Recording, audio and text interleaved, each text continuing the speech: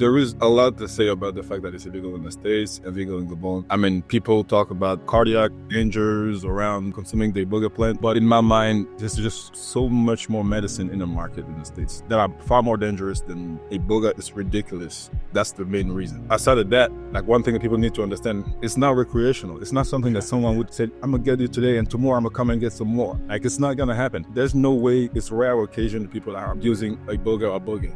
I mean, I'm sure it happened. I mean, even talking about it today, I can think of stories in growing up where there was a certain uncle or a brother who just loved going to those traditional ceremonies over and over and over. It's like, the more you go, it's like the less it works. So it's not something that people will abuse. So there's definitely, I think, the opposite of everything that is promoted in the psychedelic world, like things that are pushed forward in other plant medicine, Iboga is kind of different in a sense. It's not something to joke about.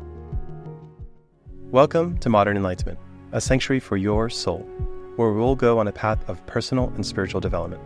I'm Austin Mao. And I'm Chuchu Wang. We are your companions on this journey of self-discovery and spiritual connection.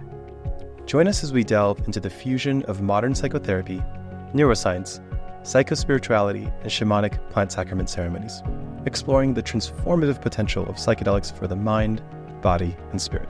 Our mission is to guide you to a place of profound awareness where emotions can be felt. Together, let's illuminate the way to a brighter, more enlightened existence. Modern Enlightenment, where your journey to inner peace begins.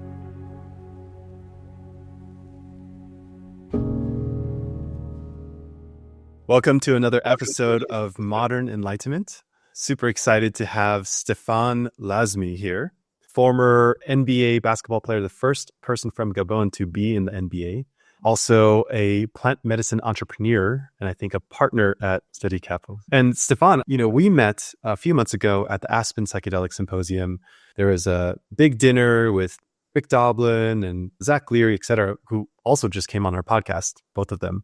And well, first, I just want to say, honored to have you here. Thank you for joining. No, thank you. I'm definitely honored to be there myself. I think we actually talked the first time in Aspen, but the first time I saw you, met you, but there was so many people around, was I came to your spot in Colorado during the last MAPS conference. Oh, yes. Yeah, you had like a couple of days and you had a bunch of people over and you served cacao. Amazing. Right. I was in that group and it was my first time like kind of witnessing what you do. Like, and a very good experience. Beautiful. Now I remember this conversation. Thank you, Stéphane, for reminding me. Yeah. So I know we can go lots of directions in this podcast. I'm sure you have amazing stories from your time as a basketball player, amazing stories from growing up in Gabon, amazing stories as an entrepreneur. We were talking a little bit offline. This is a precipitous moment for me in that 1 year ago on this very day, I exited my Iboga ceremony, right? And it was my first and only time taking Iboga. Now, I remember when the ceremony was concluding, I said to my partner, this was the hardest thing I've ever done in my life, and I will never do it again. Then after about a day, I was like, okay, I could totally see myself doing this again, but I want to do a lot more training first, a particular form of training that's calling to me around meditation. So I would just love to hear from you. First, I think, as somewhat of a subject matter expert, if you could share with people, what is Iboga? How does it differ from, psilocybin or ayahuasca or other plant medicines? And what's your history with it? Yeah, for sure. Iboga is a plant that grows in Central Africa, specifically in like the region where Gabon is. I'm from Gabon. It's a sovereign plant. I mean, it's protected by the government, by the people. It's part of our culture, part of who we are, and part of our spirituality. So growing up in Gabon is just a plant that is just part of what life is. So this plant is used in Gabon initiation ceremonies, like rite of passage from a boy to a man, a girl to a woman. It's often nowadays is connected, outside of Gabon, is connected to the fight against opioid crisis because it has anti-addictive properties, but also can help with PTSD, like other psychedelics that we know that we can talk about. I think in the gist, that's what Iboga is. My relation with it, as I mentioned, is really being from Gabon, growing up around it, and just witnessing the traditional ceremonies, microdosing as a kid while doing everyday life chores in the villages. That was kind of my first encounters with it. So today I involve more on our investment side of things. working on building Reset, the company focus on using the power of Iboga to heal the world. If that's the cheesy way to say, answer your question. Yeah, thank you. I mean, something that really struck me is that it seems like this plant was not only a part of your upbringing, like this was just a daily thing that, was part of your life, but it was also protected by the government, as a sovereign plant. Yeah, yes. I mean, it's part of our life. Every family has someone in the family that's using it for medical purpose. It's not only the traditional aspect of it, but also the medicinal aspect of it. It's part of just anything medicinal, traditional, or spiritual. Iboga is involved. But because of the interest that the rest of the world has and people coming in and trying to get it out of Gabon the right way without the people actually who have been catering from the plant benefiting from the commercialization of it, the government had to put certain rules in place, like banning the export. And there's different rules moving around the plant. I mean, all related to the Nagoya Protocol in Gabon. But really, I mean, if you talk to anyone from Gabon, it's our plant. So people pretty much in Gabon, they're allowed to kind of do whatever they want to do in a sense because it's just part of who we are. But there is some regulation and some legal protection from the government. Something I really find fascinating is in the United States, Ibogaine is scheduled, right? And MAPS is one of the entities that's really working on research with the eventual goal of descheduling it. In Colorado, it is one of the natural medicines that's set to be legalized here, right? And what the science shows is extraordinarily effective for addiction, as you've shared. But what's interesting is that in your home country, it's not only legal, it's protected, right? And it's very similar to the ayahuasca vine in Brazil, right? Not only are people able to consume it, but it's sacramental. And I just kind of find it interesting that from one region to another, one thing that can get you in, prison for years in the United States is revered in your home country, part of your daily life. I mean, there is a lot to say about the fact that it's illegal in the States and illegal in Gabon. I mean, people talk about the cardiac dangers around the consuming the Iboga plant. But in my mind, there's just so much more medicine in the market in the States that are far more dangerous than Iboga. It's ridiculous. That's the main reason. Aside of that, like one thing that people need to understand, and you actually talked about it earlier on the podcast, you said yourself, it's one of the hardest things that you had to do. So it's not recreational. It's not something that someone would say, I'm going to get it today and tomorrow I'm going to come and get some more. Like, it's not going to happen. There's no way. It's rare occasion that people are abusing Iboga or Iboga. I mean, I'm sure it happened.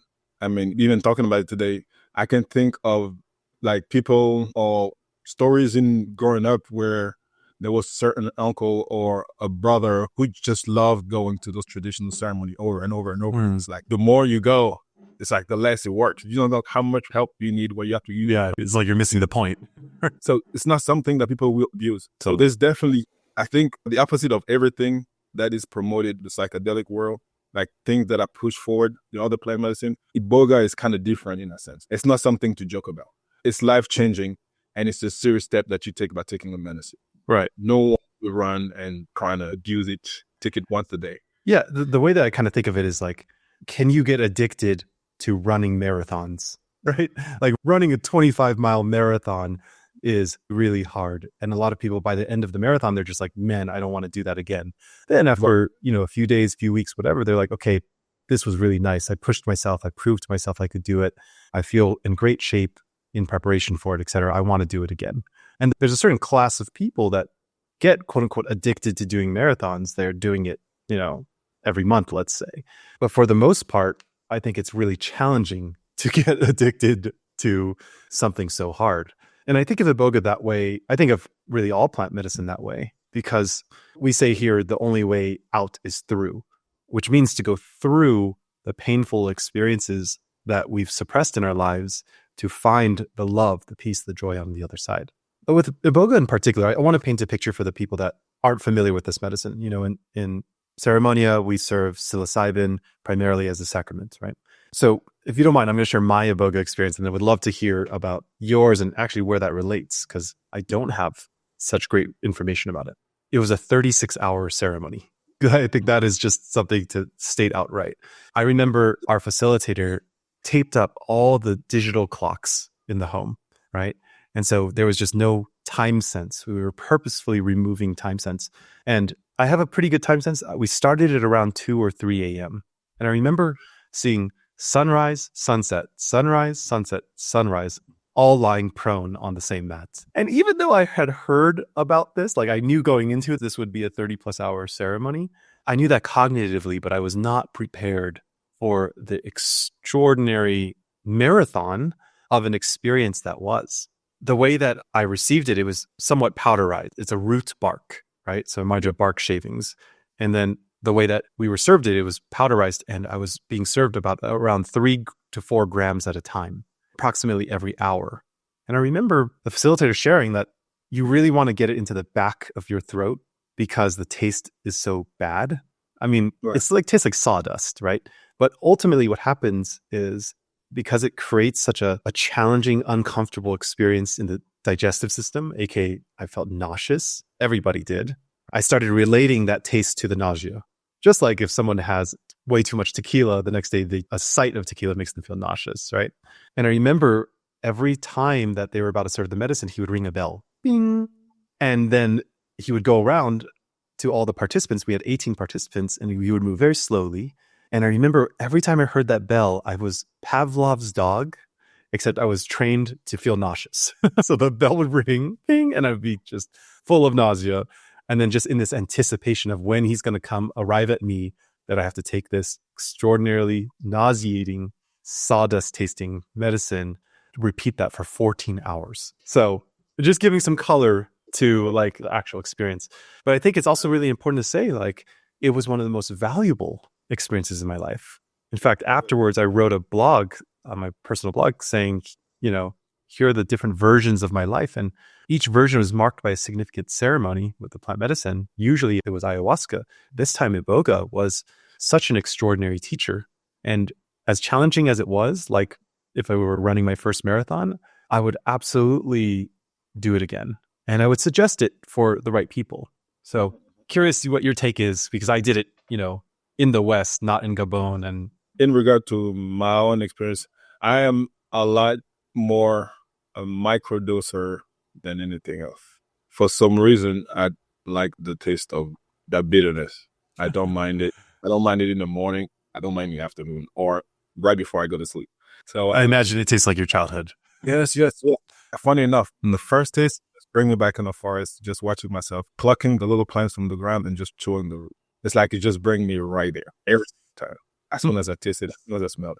So that's good experience. So for me, for the taste, I mean, I'm sure after taking a bunch of it, everyone feels nauseous.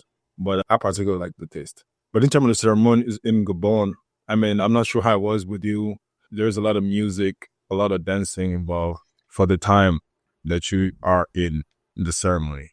The other aspect that I like to mention is it's work. We call it, in Gabon, people call it work. It's work. It's not just going in and just taking a plant and just letting it happen. Everything that is work. Everything around it and the step that you're taking forward when deciding to get initiated is the beginning of you working on yourself and you learning about the world, you understanding how it started and what is the projected end or what is the end, more about the relationship between man and nature. Like this is the teaching. So it's work. And depending on the person that you are, you decided to work in a certain direction. Maybe you're more of a healer, so you want to learn more about healing. Maybe you're more of a warrior, so you're more in that sense. Maybe you're more of a teacher, and then you become a teacher. So it's just a bunch of things, but it's all revolves around plant medicine. It's all about understanding the relation between nature, the plants, and us. So that's one thing that I like to put in focus in terms of like Gabon tradition. I'm not an expert at all. I mean, I don't know anything. Like the way I grew up in Gabon. So my mom grew up, from the time she was a kid, she grew up and she was involved with that aspect, like tradition, spirituality, getting initiated.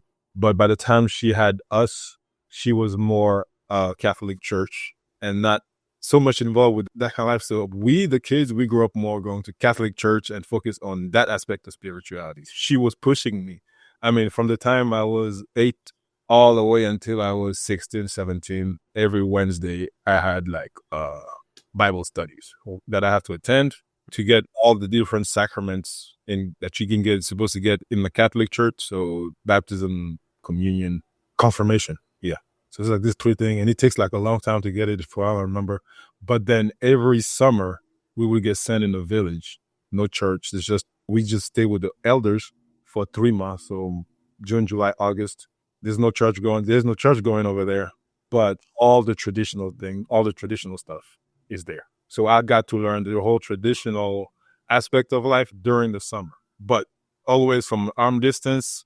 Like, my mom was not allowing people to get me into, if there's a traditional ceremony going around where there is anything spiritual that's supposed to happen. My mom, because she was involved in this, she always told people, if I'm not there, don't let my kids around a traditional ceremony. It was kind of that vibe in the village. So from an arm distance, I could be there. But as I got older, I saw more, discover more. That's kind of the life that I grew. So I can never say that I'm an expert in Bwiti or anything traditional in Gabon, because I'm still learning. Just my involvement started with the fact that as a kid, going to the village, I got introduced to the plant. As an adult, being a pro athlete, I was going through anything you can go through as an athlete, mentally challenging. And one summer I went back to Gabon and was discussing with a very close friend, and was telling him like the mental challenge about being a professional athlete from Gabon playing in Europe. It was just mentally, there was a lot of different challenges. It can be cool to see on TV or on the floor, but there's different mental challenges, things that I was challenging mentally. And I was confiding to a friend, and he just reminded me during the conversation, just remember that you're from Gabon and we have Iboga. Like, it can help you. He didn't use the word microdosing, but he said, just take a little bit of it, put it under your tongue before you go to sleep. And during the night, your ancestor will talk to you and kind of help you with whatever you're dealing with. And I started doing it, and it actually works out. I mean, it worked out for me. So I just never really stop. Every time I feel like something is happening in my life, I just microdose for a couple of days, microdose, and just say to myself the same thing. Just at night, I'm in my dream, I'll talk to my ancestors and I get things figured out. And it's been working out for me. After basketball, I got involved into the cannabis industry as an investor operator. And there was different challenges in the cannabis industry. And you learn a lot about plant medicine by just being an investor operator in the cannabis space. And then from the investing in cannabis space, I got introduced to the psychedelic space and met Iboga again. People were asking me about the plant, asking me about it. And it kind of forced me to go back to Gabon, talk to the people, talk to the government, talk to the Bwiti leaders, talk to anyone that I can think of, and start to understand what's happening in that world in Gabon and how I can be of help. And I understood how I can help and what my focus is in today. Wow. That's, something that I'm super curious about is this experience of taking plant medicine as a child, right? Because we hear plentiful accounts of people having their life change as an adult. And in Ceremonia, we have a lot of people that come here because they feel stuck somewhere and they're coming here to get unstuck. But as a kid, full of imagination and unencumbered by the responsibility as an adult, what was that like to consume that medicine? I mean, one thing I can tell, I feel like it just gives more purpose. I mean, I've always been somewhat of a dreamer to do the stuff that I've done. I never had any reference point. Like, I couldn't say, I seen this person did do it. That's how I'm going to do it. I always wanted to be. And it started at a young age, and I was already consuming Iboga. I don't know, maybe it's related, but I always wanted to be the person that I am today. This is who I wanted to be. I knew it was going to be hard, but there was a purpose. I want to believe that consuming Iboga as a young age helped me get a sense of purpose. Maybe through a ceremony, I can discover that it's true, but I truly believe that it is. Like, dreaming is a lot of things, right? You can dream and talk to your ancestors. You can dream about being astronaut and it happens. You can dream about who will win. So I think like the plant kind of helps you make that connection also between what you can imagine and what you can achieve. This is kind of my view of what it does to a kid. I mean, just for personal experience, right? And in Gabon, it's not every kid that does it, especially today with like the influence of Western culture, like TV and all that stuff. It's definitely less than 5% of the population who allows the kids to do Iboga. But I've seen with my own eyes, kids as small as 3, 4, 5, like their parents, you just give them a handful and just say like, look, Mike, and the kid take it, no problem, nothing happening. It's just part of their life. I'm really tuned into this word purpose because, in the beginning of Ceremonia and the beginning of my work as a facilitator in the ayahuasca tradition, I worked with a lot of founders. And what's very interesting is I facilitated billionaires that come here and say they're looking for purpose. And from the outside looking in, you'd be like, okay, you are clearly dedicated to something. That something has made you a ton of money and success. But on the inside, it's like, there's nothing, there's no compass. They're looking for that, right? And it seems like what this plant medicine did for you was contributed to your sense of purpose as a kid, that you then, like, hearing you say, like, I always knew I wanted to be this right now, which is actually, for me to hear that, it's like, that's a really beautiful thing. I didn't know I wanted to be this right now when I was a kid. I discovered that through plant medicine years ago. I just find it so extraordinary that you had that sense of purpose early on and you followed that. Is that part of the reason why you were even able to become a professional athlete? Like, did that contribute to your commitment, to your devotion, to pushing through hard things, that sense of purpose? I'm sure it has, but at no point it was easy to do it. Now, looking back as an adult, I'm 42. Looking back, I'm saying to myself, wow, I can't believe I actually followed through with all of it. And while it was happening, like, there was never, I think the first time I told someone that my dream as a kid was to become a professional athlete, the first time that I'd say that to someone, I was already retired. I just never talked about it. And I know what I wanted, but I was not, like, you can go back to any of my college teammates at UMass. There's no one that can tell you that I was telling them that I wanted to be like that. The first guy from Gabon to get drafted in the NBA. I just never talked about it. But I just always knew what I wanted. And I was always willing to put the effort in to just get the job done, just get to where I need to be. It could be do the work at school, like getting the right grades, or showing up every day and practice on time and practicing harder than everybody else. Just get the stuff done so I can get to the next level. And it's the same thing that I'm trying to apply in business today, focusing on knowing what I want to achieve in this new career and focusing on getting the job done. And I mean, from the time I got involved with Iboga again in my life, that sense of purpose has been even stronger. So why not just continue in the same direction? And I think this plant, I don't want to be like the advocate, the guy that goes to everyone and say, hey man, you need to freaking get some Iboga in your life and just take it. But it definitely helps me, and help a lot of people in Gabon. It's part of a lot of our lives there, and it's helping a lot of people today. And I understand that it's illegal in the States and it's difficult to talk about it and to discuss the commercialization aspect of it, but it's definitely helping people today. And as you mentioned, from drug addicts, low-level income people to billionaires, people are running towards plant medicine, running towards Iboga to find a purpose in their lives, to get rid of the baggage. So yeah, I think like there should be a lot more attention put into Iboga and all the other plant medicine as well, because it's definitely saving lives. I'd love to share with you like the way that I think about Iboga. So I did it last year, and by that time, I've probably been in plant medicine ceremonies more than 100 times and used psychedelics hundreds of times in my lifetime, right? So, but this was a new one for me. I had never done Iboga before. We microdosed early on, and I actually really enjoyed microdosing it too. And to speak to the impact of Iboga for dreams, I've had those experiences too, like very vivid dreams. But what I found to be different between Iboga and psilocybin, the way I think of it is with psilocybin mushrooms or ayahuasca, it's like your ego takes a back seat.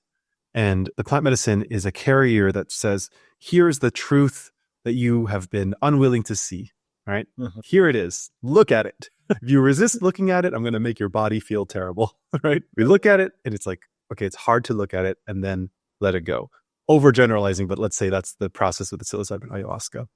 With Iboga, it felt like my ego took a front seat. And they say that you have 50,000 thoughts a day. I was able to hear every thought with the volume turned to 10. And I could just see how much my mind craved distraction. So I heard that in the way the Bwiti hold the ceremony is there's, as you said, lots of song and dance. For us, about 35 of the 36 hours was silent, complete silence. You know, part of the intention, the invocation by the facilitator was to go into what the Zen concept of no mind, which is having no thoughts, right? And wow, being able to see all the thoughts that happened in my mind in the background versus like in the brief moments or what felt like brief moments where I had complete absence of thoughts was tremendous. That contrast was life-changing. And after that experience, I said to myself, okay, I really want to devote more of my energy in my life to meditation, because if there is a goal of meditation, it is to as Ram Dass says, get out of our minds and into our hearts, right? So this experience of just like being witness to all the patterns that my mind would take, all the thought forms, all the calls to distraction, it was very clear to me why this is so effective for addiction. Because, addiction is just a word, right? And when I hear this word, I think, okay, alcohol, narcotics, opiates, etc., right? But really all of those substances, there's a teacher that we use a lot here named David Hawkins. And he says that every addiction is just somebody seeking a temporary state of enlightenment, right? Right. For example, drinking alcohol, people talk about it as a social lubricant. You're willing to do things that your protectors would normally say, no, that's not safe, or no, you're going to be embarrassed, right? I feel like talking to a girl at the bar or something like that. Well, that's a temporary state of you being really relaxed and you being more social and connective, et cetera, et cetera. On Iboga, I was able to see just like how much I craved peace, right? How much I actually craved connection, love, peace, et cetera. But the ways that I was seeking that out, was distraction from pain, right? Distraction from like hurt that I had. So instead, when I went into the hurt and just approached that with peace and love and connection, I was able to heal so much of the hurt. And then it just quieted my mind's need for distraction. So that was my experience of Iboga. I'm curious how that lands for you. Like, I know that you said you've been microdosing more than macrodosing. I'm curious, how does my framing of being able to see your thoughts so rampant and then being able to work with your thought patterns, like how does that land? Most of my work for myself started happening. I was a professional athlete. So most of the thing that I can refer to is just how mindset, how I wanted to be while I'm playing basketball, because it's the craft that I was working on. It's like my source of income, like the place where I have to be the best. What is the best thing that I can do for myself mentally, spiritually, to be just here, present at every moment of the day, just understanding that I'm supposed to eat the right food, rest at the right time, get to practice on time, get the schedule right. At every second or 40 minutes of the game, how you should be focused. It doesn't matter what kind of emotion you're going through, like how you just on the task at hand and just avoid distractions. Because distraction is mental distraction, physical distraction, spiritual distraction. It's just a bunch of distraction from the time you open your eyes. So I think the plan helped me a lot in that sense. And I can relate to what you said in just sitting back and just trying to find a place where there is no mind. Because even as I'm getting involved with the plant, I started reading. Like I mentioned, I grew up in a Catholic house, but by the time I was a pro, I wasn't really going to church. It was more like my own spiritual quest while I'm traveling the world. Like I played 7 different countries in Europe. And every year we went to 10, 15 different countries to play games. So you get a chance to visit the world and like you're dealing with your own crap. There's a lot of ways. And meditation and learning about meditation was like a big plus while I was learning back about my own traditional roots and discovering Iboga again.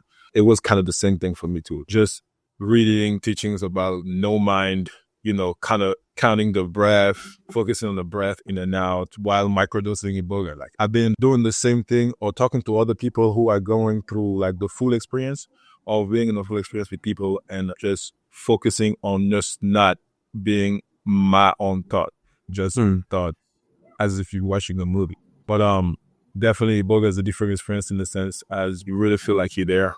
Because there is no watching. The watcher and the person doing the work, which make it even harder to deal with the experience that you had that you never want to talk about. And as I mentioned, like all the stuff that I wanted to do as a kid, I never talked about it. But even growing up, getting to the States and going to becoming a pro, it's not until I got my involvement back with Iboga that I admitted on TV to a newscaster that I talked about the fact that my parents never allowed for me to play basketball. I just never talked about it. And it didn't dawn to me until he asked the right question. And I understood at that moment as I'm answering that it's actually like a painful memory because I couldn't even hold my emotion. And I know camera was rolling and I couldn't even hold my emotion. Like no one ever asked me about basketball, my family and stuff like this. And I just never thought about it the whole time leaving Gabon, going to the States to college, becoming a pro, going to Europe. It was just never something that I talked about. I was just so focused on getting the job done. And someone asked me, and it's the first time really like publicly that I went through this type of emotion and like looking back at the old memories and having to discuss them in public. But I think it was easier because I was already working on myself. But I was just trying to relate to what you were saying, like dealing with the hurt. I think that's the way, to me, it showed. Another way the plant showed me that it works. Like, it helps me working on myself, dealing with my own emotions, dealing with the own thing, getting over the old stuff, the baggage that's holding me back mentally, spiritually, so I can just focus on myself and thriving, right? A lot of the time, a lot of things that we do in life, we're doing it because we want to prove something, going from trying to prove to my family, my parents, people, that I was good enough to become a pro, and just being a pro and just playing. It's just a different mindset. But yeah, this is how I think it helped me a lot, and it continues to help me, just understanding my sense of purpose and just dealing with my own hurt, dealing with my own emotion, my own past, and understanding exactly who I am, like where I'm from. There is that aspect of it also, It's like a lot deeper. And like going back to Gabon and actually talking to family members in that setting and understanding where spiritually I come from it's like another bigger chapter that I'm just starting like in 2024. And there's so many more things that I don't even know about my own family spiritually, in that sense, in Gabon, traditionally. And all that too is something that I have to take into account. But I know it's like a different experience than someone coming from the States, going to Gabon and going through a traditional ceremony and getting initiated to Witi. For me, a kid from Gabon, with my family history, it's like totally different experience, So I'm excited about that too, learning more about where I come from. That's incredibly beautiful. I have this big smile because hearing you share from the beginning of taking it as a child, feeling a sense of purpose, following that sense of purpose with focus. But now it seems like it's all coming full circle in your own healing path and your own path of wholeness to revisit Gabon from a different lens. Now that you've found, external success in the United States, in the West, and now, it seems like the story that I have is that you're now working on internal success, finding greater meaning and connection in your life. Right. Beautiful. Stéphane, thank you so much for being on this and sharing your story. It's such an extraordinary story because there are just so many elements that I think very few people have heard before. Taking plant medicine as a kid, growing up with plant medicine, having an inner knowing of purpose from early on, following that into being one of the top athletes in the world, and then full circle back to the quote unquote taste of childhood when you microdose. I love all of that. I appreciate you having me today. My honor. So for those that want to come find out more about you, what you're devoting your life to, how can they find you? Oh, for sure. They can find me on LinkedIn, Stéphane Lasme. You can also find me on Instagram. I'm on Instagram. It's when I try to entertain myself. That's my choice. 5 minutes a day, I look at Instagram. But I have an account, Gabon Beast, on Instagram. You can check us out, steadycapital.com, for what we're doing on the investment side. And also on LinkedIn, you can learn more about what we're doing at Reset. Reset is the company that we're building in Gabon. As I mentioned, it's a business around the Iboga plant, trying to help heal the world. So anyone who wants to know more, feel free to reach out. Beautiful. Thank you for the work that you do. Thank you for spreading this message. I know you don't want to be a poster boy for people taking Iboga, but I just want to thank you for being public about your experiences. No, for sure. Thanks for having me, man, and I hope to see you soon. Thank you for joining us on this episode of Modern Enlightenment. If you enjoyed today's conversation, be sure to check out our website, subscribe to our online community, and check out our social media links in the show notes for more resources and updates. And don't forget to subscribe to our podcast to stay connected with our upcoming episodes, where we continue to explore the intersection of modern science and spiritual wisdom. Until next time, stay curious, stay inspired, and keep shining your light.